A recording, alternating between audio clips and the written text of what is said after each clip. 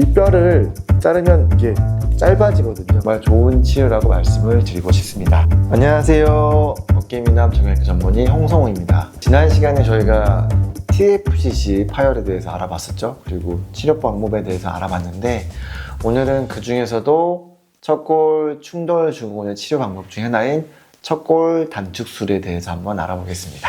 척골 충돌 증후군은 이전에 말씀드렸는데요. 요골과 척골이 길이가 달릴 때, 여기 있는 척골이 길면 이렇게 움직일 때 부닥칠 수가 있어요. 그래서 척골이 기니까 이 중간에 있는 TFCC라는 게 부닥치고 충돌하다 보니까 통증, 염증, 그리고 시간이 생기면 연골이 마모되고 손목 기능이 저하되는 병을 말합니다. 치료는 일단 기본적인 보존 치료하는 거고요. 당연히 척골 충돌이 있다고 저희가 무조건 수술하는 건 아니고, 약물 복용이나 주사, 악화 요인 피하는 식으로 보존 치료를 시행합니다.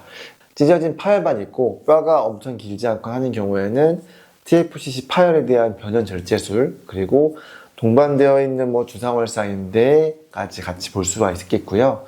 척골 단축술은 말 그대로 이 긴 뼈, 척골이 길었을 때 원인을 제거해서 근본 치료하는 방법입니다. 그래서 상대적으로 길어진 척골을 절골술이라고 해서 뼈를 이렇게 줄이는 술이에요. 그래서 길이를 줄이고 금속판을 고정하는 수술 방법입니다. 이제 환자분들이 뼈를 어디를 자르나 많이 물어보시거든요. 그러니까 사진처럼 이 충돌하는 부위를 자르는 게 아니라 이 중간에 있는 척골 간부를 저희가 정확한 사이즈 자르고 오른쪽 사진처럼 나사를 통해서 고정합니다. 그러면 뼈 위치가 요골이 있고 척골이 있을 때 이렇게 길던 뼈가 밑으로 쭉 내려오면서 중립이거나 조금 밑으로 갔거든요. 그럼 저희가 척골 양성인 척골을 음성을 낮춰주는 치료이고요.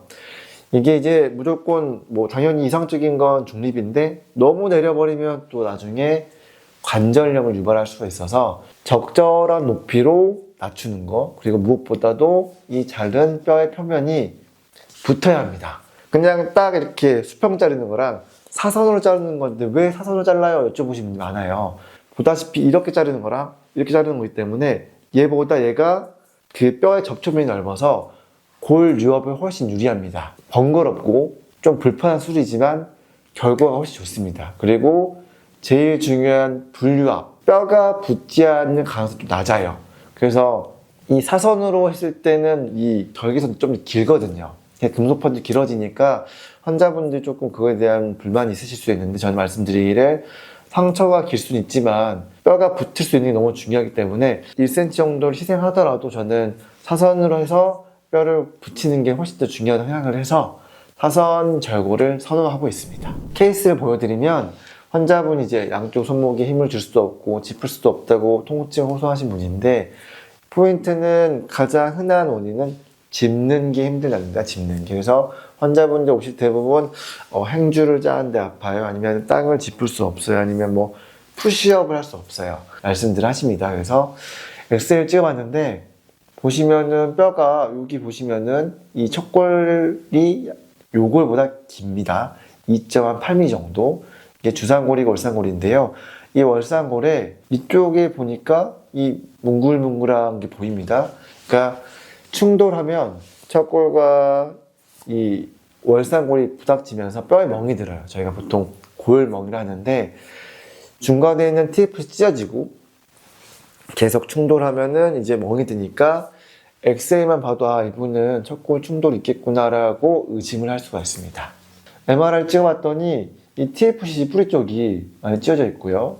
이 월상골 하얗게 멍이 들어있는 걸 볼 수 있겠죠? 그리고 오른편 사진에서 보면은 까맣게 죽어있는, 그러니까 월상골에 계속 부닥치니까 연골이 망가지고 마모돼서 MRI 상에서 이런 소견이 보입니다.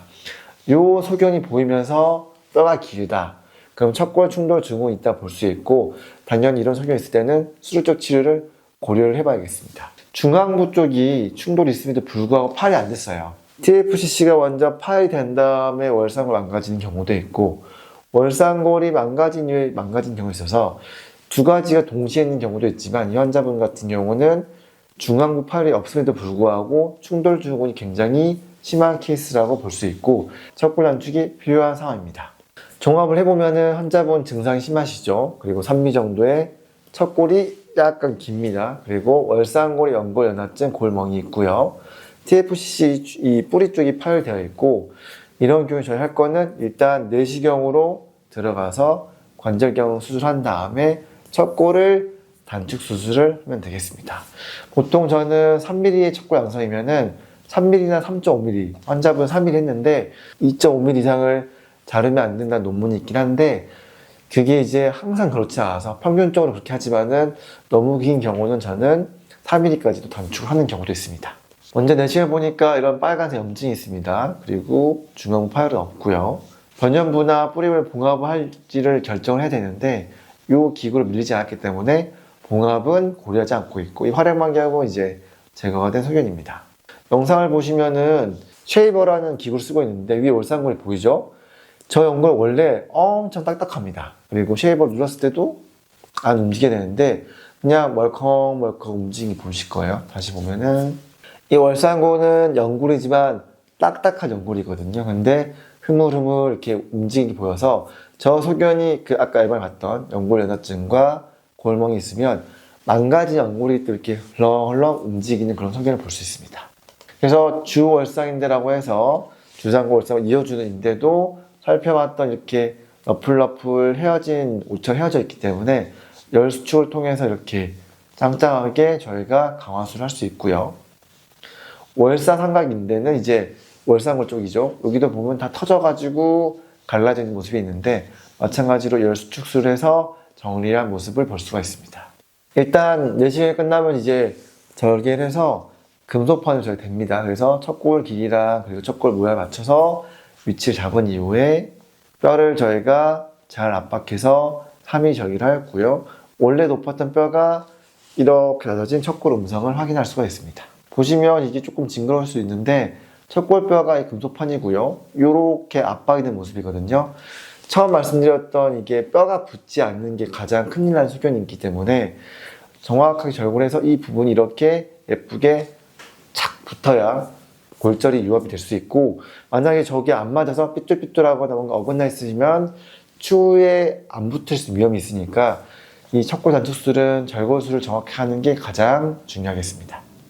수술 엑스레이인데요. 처음보다 이렇게 충분히 낮아진 엑스를 볼 수 있고, 말씀드렸다시피 이 나사로 정확하게 눌려서 고정이 되어 있는 골절편을 볼 수 있는데, 절골술이 잘 되면 이렇게 엑스레이에서 잘 보이지도 않습니다. 그래서 이 라인 자체가 잘 안 보일 정도로 잘 압박이 되어 있고요. 수술 MRI 상에서도 명백하게 월상골과 척골의 간격이 딱 벌어져서 이렇게 움직여도 충돌이 잘 되지 않는 그런 소견입니다.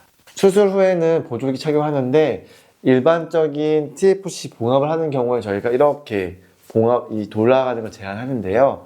수술 후에 척골 단축술만 했다면은 인대는 봉합하지 않기 때문에 장상지 보조기 차지 않고 단상지 보조기 차면서 가볍게 손목 움직입니다. 왜냐면은 이제 보통 수술하시면은 이 복귀에 대한 것들을 엄청 궁금해 하시는데, 단축술과 봉합술을 같이 한 경우라면 3개월간은 꼼짝없이 손을 못 쓰시는데, 단축술만 할 수 있다면 손은 바로 사용할 수 있고, 이 당연히 움직이는 게 불편할 수 있는데 서서히 제한 없이 각도에 제한 없는 운동을 시작할 수가 있습니다.